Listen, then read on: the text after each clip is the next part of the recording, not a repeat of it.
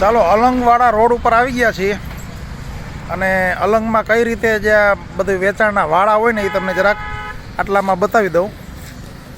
જો છે ને રોડ હોય ને એની બે બાજુ આવી રીતે વાળા હોય અલગ અલગ. તમે જુઓ એમાં છે ને અલગ અલગ વસ્તુ માટે. જો સામે છે ને તો એ સોફા છે આમાં, બરાબર. આમાં બધા સોફા અને એવું બધું છે. આ બાજુ છે ને તો ચેર છે, પ્લાસ્ટિકની ચેર ને વુડન ચેર ને એવું બધું છે.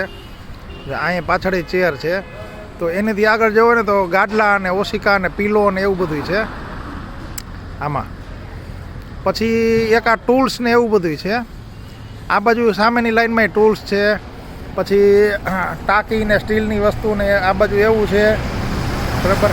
આમ સામે જુઓ તો એક શોરૂમ ટાઈપનું છે, ફર્નિચરનું છે.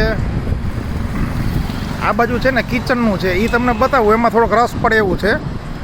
આમાં એક જોવું પડે કે ભાઈ કોઈ જાણકાર કે નિષ્ણાત હોય ને તો વધારે અનુકૂળ આવે. કેમ કે આ બધુંય વાહનનું જહાજનું હોતું નથી.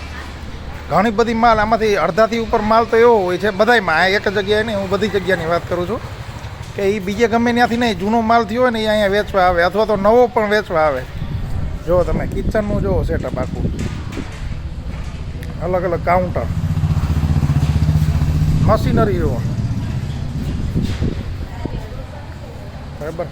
એટલે જે વસ્તુ નવીન હોય ને કોઈ જોઈ ન હોય ને એવી વસ્તુ અહીંયા જોવા મળી જાય. જો શેના હોય તો ભગવાન જાણે. હા, લોટ બાંધવાના છે. હવે ફોરેનમાં કોણ લોટ બાંધતું છે? આ ઇન્ડિયામાં હોય જ નહીં ને એવા છે બધા. જો આ મોટા મોટા મશીન.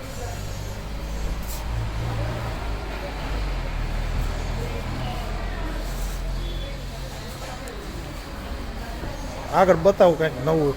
આ બધા કાઉન્ટર છે આ બાજુ. આ બધા કાઉન્ટર, આ બધા નવા જ છે એવું લાગે છે, નવા જ લાગે છે.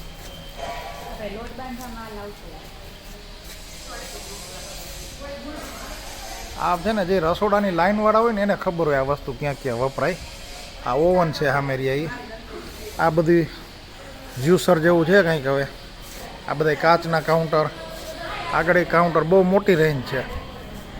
હાલો એના સિવાય કાંઈ નવું હશે તો પાછું તમને બતાવીશ.